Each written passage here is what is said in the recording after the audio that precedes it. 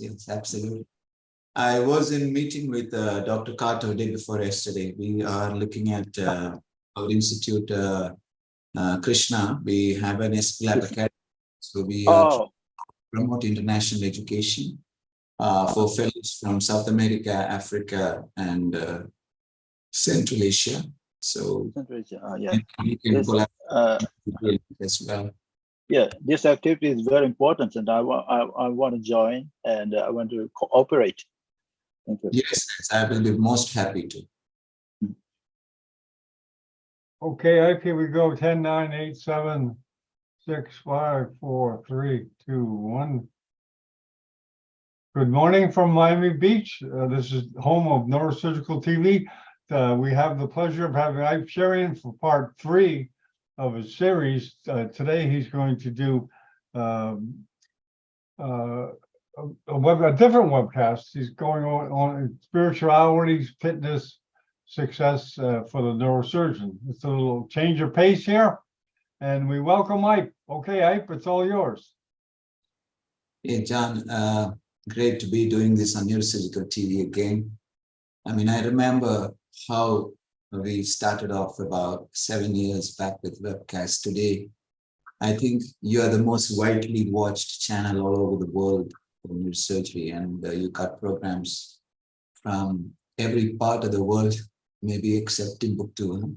So I mean, I'm really proud of the way Neurosurgical TV is taken off, and all the partnerships with every country on the planet, and how things have gone well for you.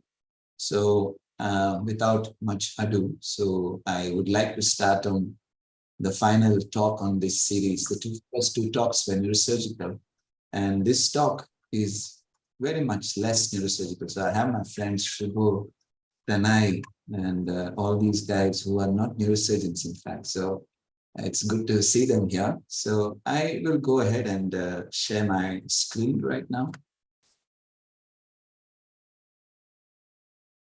You can see my screen? Yes? Yes, we can. Okay. Right. Yeah, it's not full screen, Ike. Yeah, I am on full screen. There you go. There you go.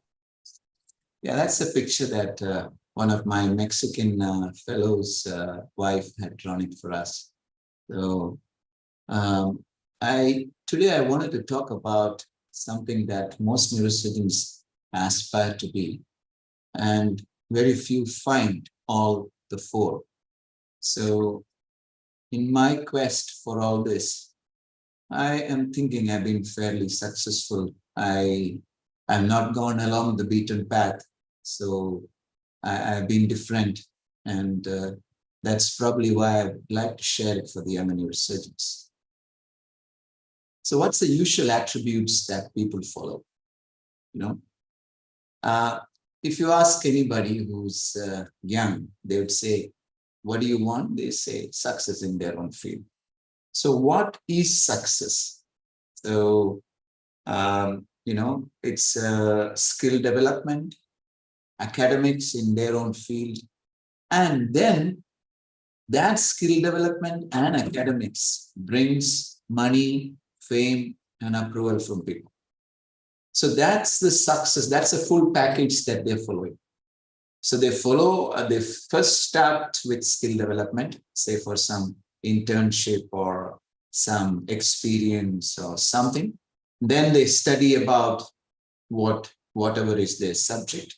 But the final package is the money, fame, and approval from people that you get because of your line of work.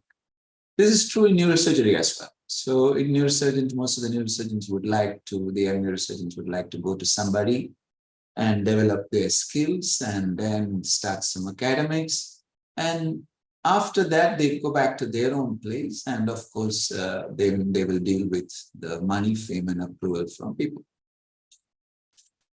Some, very rarely, some follow health as part of the package. There are not many neurosurgeons who would follow health because health requires investment of time, and investment of time is not something many neurosurgeons can afford to. So health is a very, very rare trait that there are, of course, neurosurgeons who are very invested into health.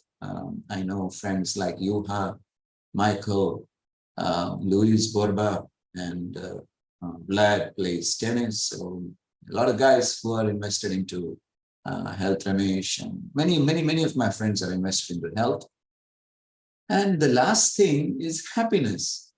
And, neurosurgeons as such, except for the rare tools they have, either with family or without family.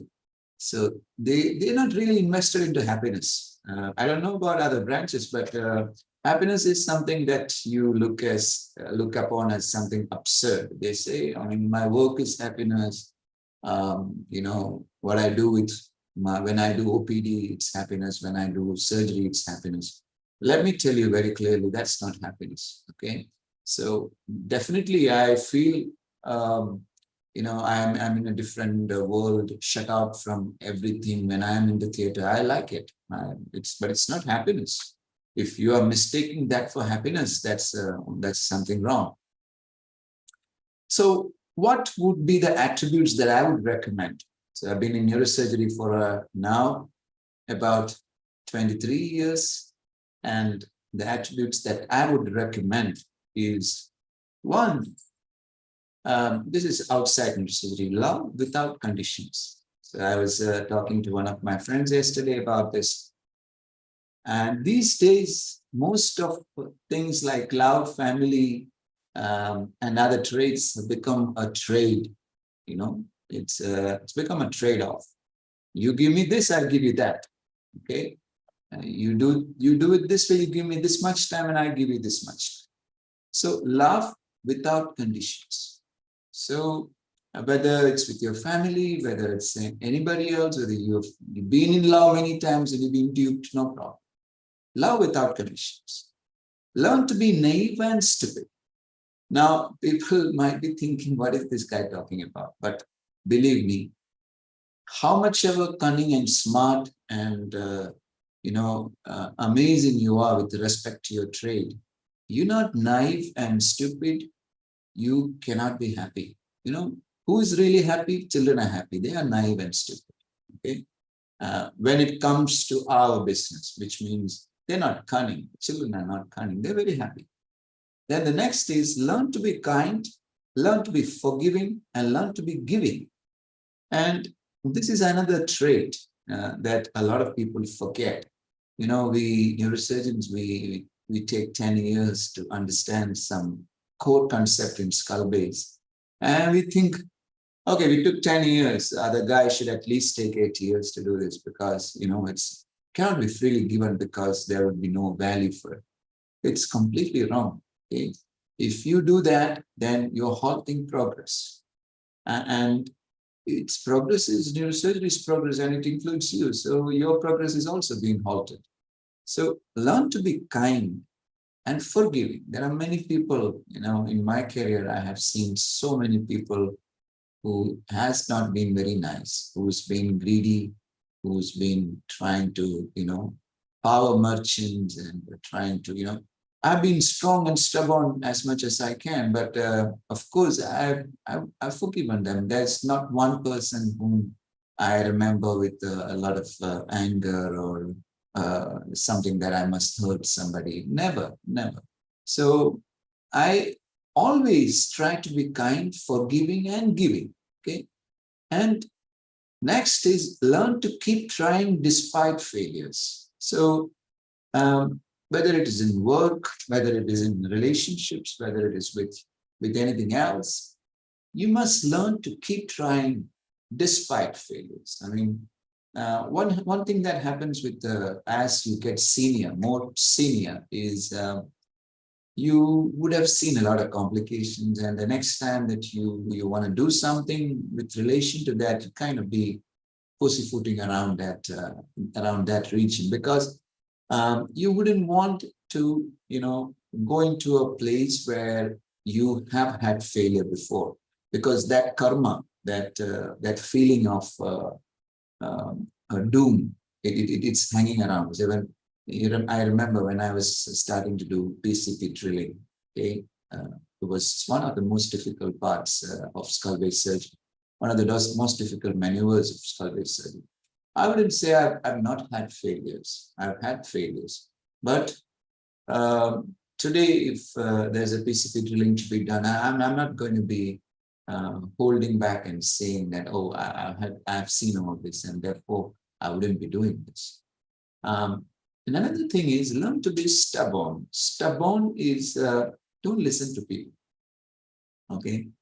Because people keep saying things and then you take it into your heart, and then that's one of the reasons that a lot of people don't they don't succeed, or they're not happy, because they're listening to everybody, and then when you listen to everybody, you become an average.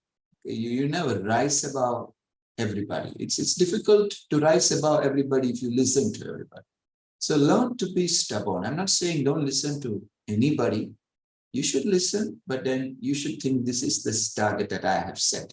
You have a lot of crows and pigeons and sparrows. Okay, they're flying at a certain level. They are going to be setting a level for you. They're going to say, okay, fly like this, but you're an eagle. Okay, remember, you are an eagle and you fly way, way, way, way above. So you're not going to follow their rules. You don't need to follow their rules. You just be stubborn and strong. Okay, strong in the sense that there will be failures. There will be people criticizing you. There will be people who will tell that your methods are wrong.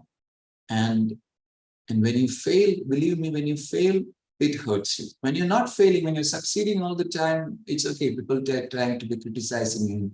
You can laugh at them and just proceed. But sometimes when you fail, then you start thinking whether what you're doing is absolutely correct or not. So these are the attributes that I would recommend. So this is our team, our online team, and our team. This is the fellows. These are some of our like-minded friends in the WFNS Hakuna Matata. And these are some of our conferences that we attended this year and the last year. Now, for success, I mean, that's the first trait that we were talking about. What's a need? What's attributes for success? I'd ask you, what's the difference between a Renaissance master, a painter, versus you?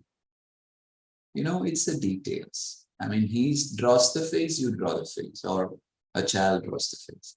But the detail, and the detail is, the devil is in the detail. In fact, you could say the God is in the detail.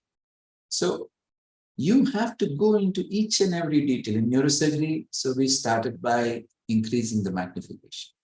So I know Zayas used to give us around 25 magnification. We retrofitted with another part and we started getting 40 magnification. With the exoscope, we have over 80 magnification. So the detail, and to learn the detail, to attention to detail, to work in that detail is something that is pertinent to success. Everywhere, if you are in an organization, if you are managing anything, okay, let's say if you are an event manager as well, unless you have attention to the most minutest detail, you're not winning. Okay, you may run your show, but you're not winning. So attention to detail is most important. The second thing, when you are in a sport like neurosurgery, it needs constant training and neomagical skills, and constant training builds their skills. I mean, can you think about Virat Kohli or Ronaldo not going for their practice before a match? It's impossible. But neurosurgeons, they think that, yeah, I mean, I don't need any practice. I've done 5,000 cases, so I don't need any practice. It's not right. So you need training and you need the lab. So that's one of the reasons why when I came to Karad, one of the first things that we established was the SCLAP Academy. The lab is most important. Okay, it's not just for you, it's for your team as well. And unless your team's levels come up, you cannot be doing fantastic surgery. I mean, if you can do fantastic surgery, but unless you have a team who understands, so learning is just not for you, it's for your team as well. So your team has to improve. and only you can go up as a team. The third thing is innovation. You do 5,000 surgeries the same way, you're not going anywhere. Okay? So innovation, new ideas. So how much ever crazy it may seem, innovate. Okay, go ahead and do new things. And this is something that we give a lot of importance to in this department. So we go ahead and we think about the future, and we see maybe it looks like science fiction, but we go ahead and innovate. The next thing, as I said, it's the ability to fail and keep going. Most successful surgeons, you ask them, what was it that got you here? I mean, I've been, being in WFNS faculty for over 10 years, I've had the good opportunity to talk to some of the most well-known surgeons on the planet on a one-to-one basis. I mean, we're faculty together.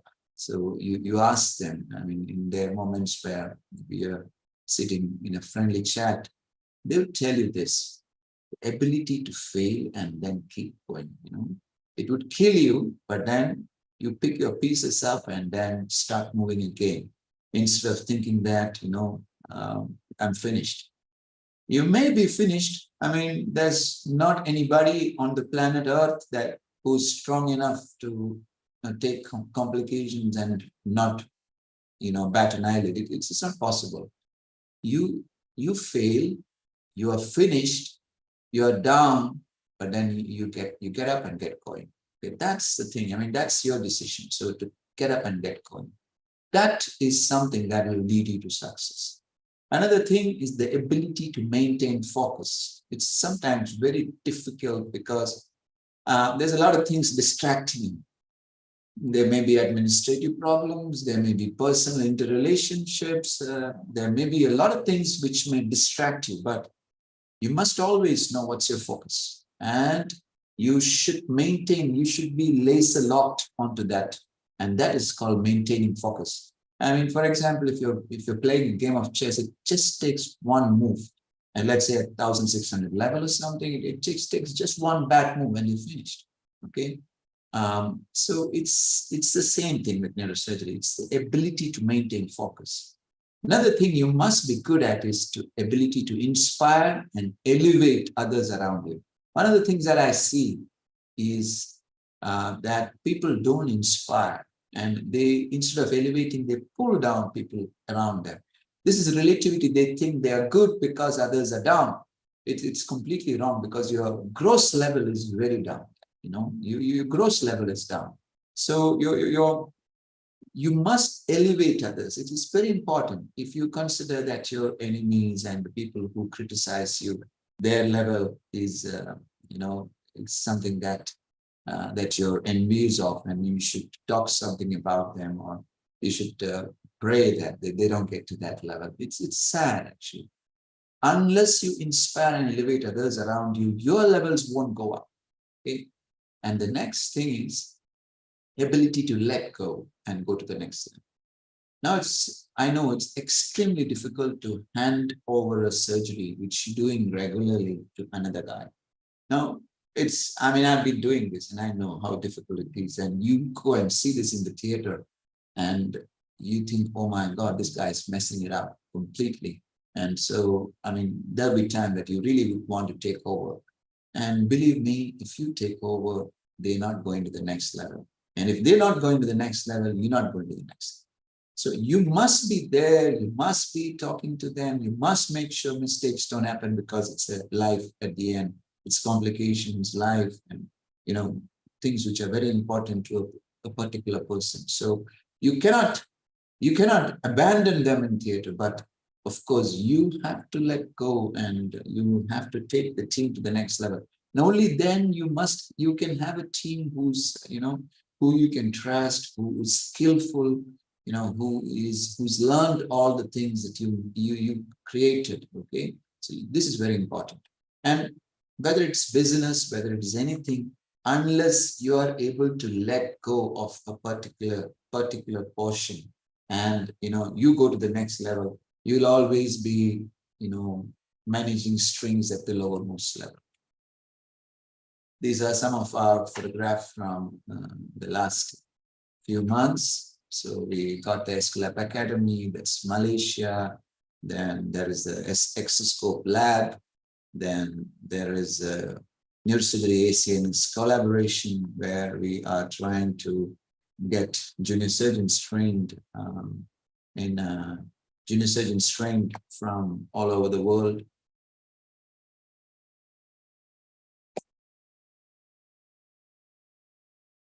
Now, these are some of the other things, like we have this exoscope meeting in Russia this year. And me and Sufiana would be the co-directors. We will have many complex surgeries like anastomosis, skull base, all that for this. And this is the Mexican meeting.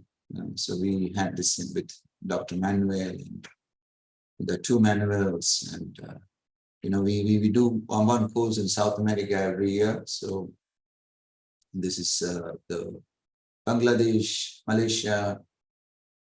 And so we come to the next trait, that is happiness. Again, here, I would say the first thing would be the ability to let go. So as soon as we finish neurosurgery, we get into something like a rat race. And the rat race is about the number of surgeries, about money, about fame, about people's approval, about people saying that, oh, you are greatest. Believe me, it will change in a day. You know? So the fickleness of people, they say, when Christ came on the donkey to the town of Jerusalem, they were hailing for him, and the same crowd, after a few days, they were asking for his blood. So people are like that; they are fickle. This beautiful word called fickle. Fickle means they are one way today and they are the other way tomorrow. So if you get into the rat race and the number of surgeries and money and fame and people's approval, your happiness will always be depending on all this, okay? But your happiness should not be depending on all this. That's why you should be able to let it go, okay? And if you let it go, then your happiness will depend on what you are inwards, okay? You should be thankful and you should be kind. I'll tell you why. So for example, if you look at why you should be thankful, you yourself will find 1,000 reasons to be thankful. How things could go wrong, you know. I know how things can go wrong. I have I've been on the wrong side of many things, and I've taken hits, and sometimes I think I'm very, very lucky to be where I am right now. So I always understand that thankfulness, okay? And because somebody is being kind to you, whether it's being the universe or God, you must also be kind. I mean, it's a cycle, you know. Another thing for happiness is patience, okay? This is a trait that I find very less with the present crowd of people. There's no patience at all. Okay? Everybody wants everything at the shortest possible time. Life is a race for them. True, we must achieve a lot, but patience is an important trait as well. Another thing is learn about the entire universe. It's not just neurosurgery. It's not what you're doing. Okay, I mean, if I say that I'm pretty good with economics, it's like exercising just one muscle. All right. Imagine somebody with a very bad body and a big biceps. All right. How unattractive would he be? Right. So you should learn about the entire universe, and it's part of them, part of your happiness. Okay. Another thing is be close to the nature. Nature is a fantastic teacher. Okay. It's a fantastic teacher. It's a fantastic healer. It's a fantastic inspiration. And I wouldn't say anything more. Be close to the nature wherever you can. Okay. You may be living in a city, but you can find a spot where there is some green and there is some greenery, okay, some hills, maybe a beach, maybe the desert, okay, some flowers which bloom, or maybe even your terrace where you can grow some. But be close to the nature. look at the stars. Sometimes go, lie down on the terrace, download some app, perhaps a stellarium or something, where you can look at the stars and wonder, okay, how amazing the nature is. And finally, you learn to break yourself, all right? Rumi says, unless you break your heart, light doesn't come in, okay? Because if you're fearful of breaking yourself, then you never have the light coming in. If you're not afraid of breaking yourself, that is when, children are not afraid. I see my children jumping off from places where I would not even think, They, of course, they fall down and they hurt themselves, but their children, they'll immediately do the same thing again. And that's exactly what you need to do. You have to learn to break, okay? And it's a big learning because right now, fear is what always dominates. We think and we are fearful. Everything in life, we think too much and we're fearful of breaking, okay? And that's what leads you to unhappiness. So learn to break. And kindness comes from happiness. So when you're happy, when you're very happy, people are kind. But one of the beautiful things about these two is that the reverse is true too. So when you have nothing and you're not happy, if you're kind, happiness comes. It's amazing. It's both these things are interrelated. So when you have happiness, you develop kindness. But if supposing you're in a situation where you cannot be happy at all, everything is lost, you don't have anything, okay? But then you tend to be mean, you become mean, okay? I've seen this. And what happens is at that time, if you can be kind, happiness comes back. That's beauty, that's a beauty, okay? So try this. I'm telling you, this is completely true. When you have no reason to be happy, be kind, and then bring back the happiness. So the ability to love despite failures, the ability to be nice despite being duped, the ability to do new things despite having previous bad experiences, and the ability to be like a child. This is what will define your happiness. So these are some of our happy moments. Well, I love off-roading and off-roaders in general, and I love traveling too. So another thing is fitness. So people, when you train, people tell you, you are a neurosurgeon, you shouldn't be training like that. I mean, your age is on the wrong side. You shouldn't be training like this. Throw away all this, okay?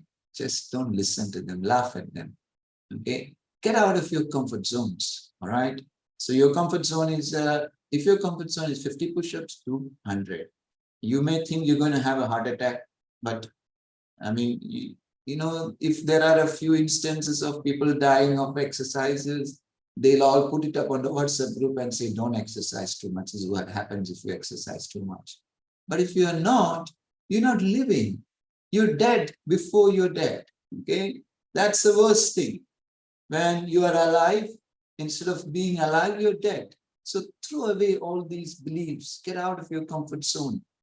Do strength, do balance, do cardio, do yoga, do stretching, breathing, and water. These are the essences for fitness, okay? These things which I told you. Learn to heal with chakras. I mean, the Indian philosophies is literally not about cows and all that. I mean, as it's being projected right now, it's an amazing, amazing culture. And if you learn what is chakras and how to heal with chakras, it's something which can be life-changing. I'll talk to you in a while about that in a little bit more detail. We'll need the entire day to cover it. So I'll just talk about a little bit.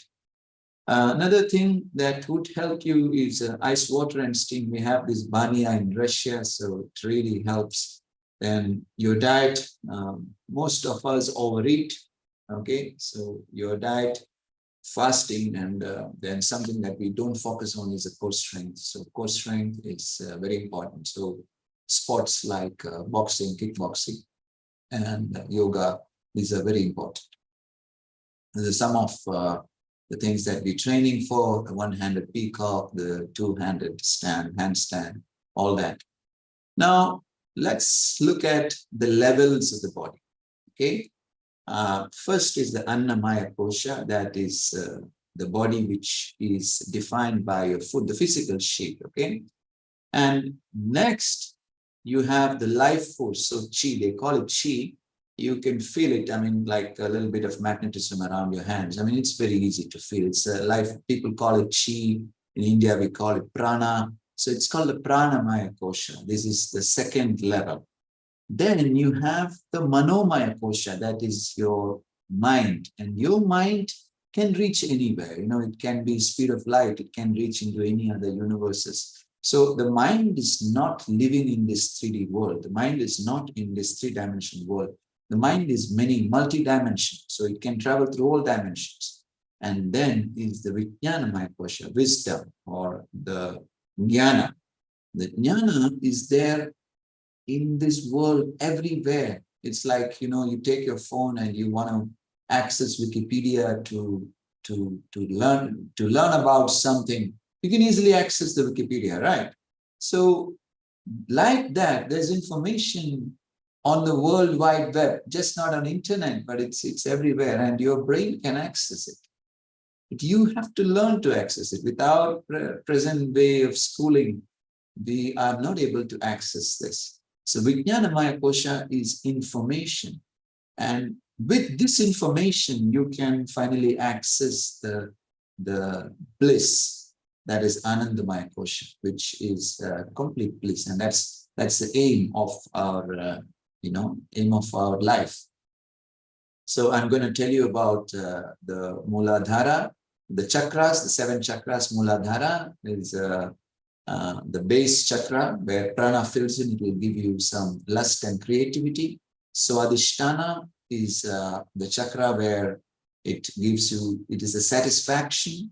Manipurna, it's not Manipura, it's Manipurna. Manipurna is the chakra where you are energized. Okay, that's more at the solar plexus. Then you have Anahata at the heart level, which is 2 emotions, that is sadness and happiness. Then you have Vishuddha, which is got to do with kindness. Then you have Agya. Agya is a chakra where everything dissolves. There all the division dissolves. So you have the Ida, which is the left-sided female energy. You have the Pingala, the right-sided male energy. You have a Sushumna. All 3 join at the Ajna. So, which means you have no male, no female, no past, no present, no black, no white, no evil, no good. So everything disappears at Ajna. So that is the concept of Ajna. And after you achieve that, you go to Sahasrasara, which means, for that chakra, this actually is dissolving into the universe and becoming the universe. It's not just dissolving into the universe, you become the universe. Okay, this is a concept of Sahasrasara. So in a very, very, very small time, I've been able to kind of go through the 5 koshas and the 7 chakras. I'm going to ask you some of these images. This is an image which is very similar to the Ashoka chakra on the Indian flag. The Ashoka chakra is actually a yantra. What is a yantra? A yantra is a semantics of a mantra. So when you say a mantra, a pure mantra like Om or Hreem or something like that, there is a pattern which is produced and the semantics of that pattern. So this Ashoka chakra is a yantra. That is why it is on the Indian flag. And this yantra, this pattern is actually made by a Japanese pufferfish on the ocean floor. So it is able to access that sound, that mantra, and is able to make this. And this is a coral, which looks perfectly like a brain. So if you look at the nature, the more you are aware of the nature, you understand that the most complex problems are very simple. This is a Mandelbrot set. It's a fractal geometry. It's a Mandelbrot set for infinity. So, but you see how it resembles a Hindu god, which actually stands for infinity, Ganesh. That's why when you start any venture, you worship him. He's the god of wealth, but he's a god of infinity. So this Mandelbrot set for infinity and Ganesh shape is so similar. It's truly amazing to see this. Again, there's this Fibonacci series, the Fibonacci series of universe of a storm. A storm would look exactly like this. Okay, a shell would look like this. The sunflower poles would look like this. It's the Fibonacci golden ratio and the Fibonacci series. Finally, have a look at the universe. This is a photograph of the universe, and this is a photograph of the brain cell, the macrocosm and the microcosm. How similar they are. Just two different scales, but these scales disappear in Ajna. There will be no more scales. So this is a picture that we drew during the COVID times. It's the god of gods, Shiva. So I wouldn't go on and tell you the stories of Shiva. Probably one of the things that you should know is Swayambhu, which means he has originated from himself. Okay, and when you dissolve into this, then your origins are completely within yourself. You must understand that if you say that you originated in this place, in that place, suddenly everything dissolves. Your origin is in yourself, and yourself are the universe. Tattvamasi, they say. So my message to you today will be to break down all the boundaries. Okay, all boundaries. Love without conditions. Be stupid and innocent as a kid. Be duped and let the karma. The karma is, what is karma? I mean, a lot of people ask me, what's karma? It is the fear of failure, fear of being cheated, fear of being hurt, despite this has happened to you in your life. And because it's happened to you in your life, you fear it. Okay. Or because your parents tell you, you fear it. Or because the society tells you, you fear it. This is the karma you carry. Okay. Just let go of this karma, right? And let this karma not define your actions. Okay. So break down all the boundaries, take off all the karma, put it down to some other place. And this is what will help you to achieve happiness. So to harvest a positive change, one needs to change their routine, their pattern. Okay. There would be a pattern. That pattern, if you want to achieve a positive change, you cannot do the same thing. You have to change the routine. And this means you're going out of your comfort zone to do something which they've never done. And it is potentially dangerous. Of course, it's potentially dangerous. But if you want to change, that's the only way. Thank you very much. And I hope this is helpful for the younger neurosurgeons. Okay, I thank you very much for bringing us to a different part of the neurosurgery scenario. And we have a few prominent guests here. And Takashi, you want to weigh in on what Ip was talking about? Yeah, thank you for the nice presentation, the nice lecture. So work-life balance is very important in Japan. Formerly, we were working as a resident all day and all night, but work-life balance and time management is very important for continuing as a neurosurgeon. So keep training. So I also doing boxing. So your muscle, well developed muscle. So I admire you, and I aim Dr. Ip for both neurosurgeons and multiplayer. Thank you for the great lecture. Thank you. Thank you very much, Takashi. Thank you. Thanks for coming, Takashi. Anybody else would like to have any comments? Yeah, I have a question.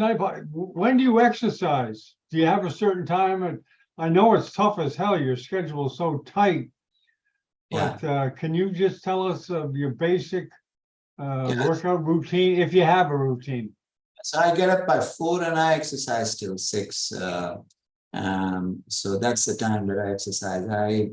About 1 hour, seriously. So maybe 1 hour, I may be reading, but 4 to 6, that's the time for exercise. Then I go and play badminton by 7:30, maybe 15 minutes to 20 minutes of hard badminton. And 3 days every week, we do yoga in the evening, and that's about it.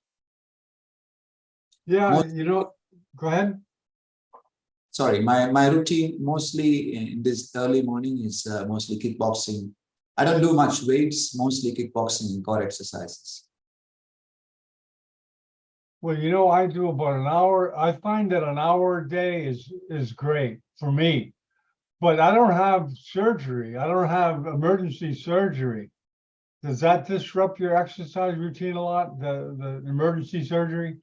Well, not at this stage because I have 5-6 consultants who are going to be dealing with that unless they need me, which is very rare. So, I mean, that's the benefit of being a chief. So, so that is probably the only reason why I can probably exercise without much disruptions. Yeah, I feel great when I exercise. It makes all part of my life better, really. Anybody else have experience with that? Anybody else want to comment on what I was talking about? Pragnash, do you feel like talking? Thank you Go very ahead. much, Don, and even more so to Professor Cherian. I also share some interest in this chakras and the spiritual significance of spine. So I was very pleased to learn about the 5 koshas and the 7 chakras. So thank you very much for bringing science and spirituality and happiness and everything together. Very interesting presentation. I always enjoy, but this was even more so. Thank you. Thank you, Pragnesh. Thank you very much. Okay. Subjoy, do you have any comments? I know you're an IT guy. I don't know if you have any thoughts.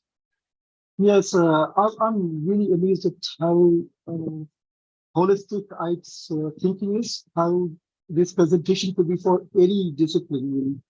And especially, I really like the part where he talks about failures, how we can learn and keep learning and how to break oneself. That is just fantastic. I mean, it's so much aligns to things I've heard from other people in other areas who have done well in life and set an example. Thank you, Ike. I mean, this is a really good presentation. It's for everyone, I think. Really. Yeah, thanks for coming, Subjoy. Okay, Ike, thanks for taking us to a different part of the neurosurgery's mind and day. Yeah, thank you, John. I'm very glad that Tana is also here, and thank you for coming, all of you guys. So, John, as soon as you get the link, please let me know, and I'd like to share this edited video to all the. Great. Okay, we'll do. Stick around, Ike. We'll chat. Okay. Sure. Okay, we're gonna just stop for this.